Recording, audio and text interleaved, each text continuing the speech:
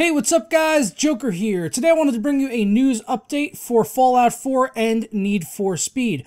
Both of these games are slated to come out in November. However, now it's looking like Need for Speed is actually going to be coming out in spring 2016. The reason for the delay is that they want a little bit more time to get the game better optimized on the PC, specifically removing the frame rate cap on the game. Now, if you remember back to Need for Speed Rivals, I think it was in 2013, it had a 30 FPS cap at launch. It's still there today. There are some people that went ahead and figured out ways to remove the frame rate cap, but it caused all sorts of performance issues that were just really not very good. It was a very bad PC port, to say the least. So it looks like they are learning from their mistakes over at EA and Ghost Studios, the people that are developing the new Need for Speed title. Also, on top of this, they said that they're going to use the more time that they have now for increased graphical fidelity and hopefully some lovely tweakable options. So it looks like they are trying to make a good quality PC version of the game, possibly being made in parallel, not necessarily a direct port coming from console. We'll have to get more information from that as it comes closer to the launch, which is now going to be in 2016. So it's sort of a bittersweet, note here is that, the game's being delayed by like an extra 6 months or so, but we probably will get a better PC version at the end of the day. And, it's like I said, it's bittersweet, so... But I'm happy to see this happening. I'm happy to see more games, being brave enough to delay the game and say, we need more time to get this game out in the way that it should be. Because we saw what happened with Batman Arkham Knight when that came out, and that went horribly wrong for them. And now it's left a bad taste in the mouth of the PC community towards Warner Brothers and the people that worked on the game, which wasn't Rocksteady. They didn't work on the PC version of the game, but they do have some blame in this for passing it off, but Warner Brothers is probably the main, opponent here in that discussion. But that's a topic for another day, which I've already addressed numerous times in the past. But I would have rather have seen Batman Arkham Knight get pushed back until September, October, which is, well, now we recently have had a patch, an interim patch. It's not the final patch, and it's in a playable state right now as it is, and this is probably the way that the game should have shipped, or even the way that it's going to be in probably a month from now with the final patch, if that ever does get released. That's how the game should have been released, and if they would have delayed it by 6 months, I think that would have, bought them a lot more favor in the PC community as far as how we think of Warner Brothers now and the games that they put out.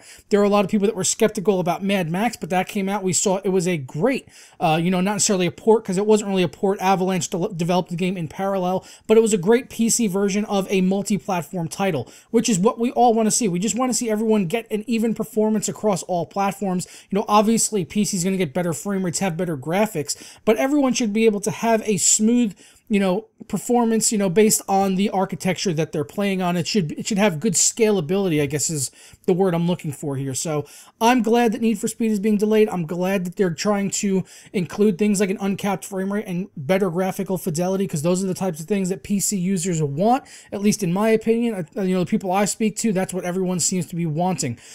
So the next bit of news I had for today is concerning Fallout 4.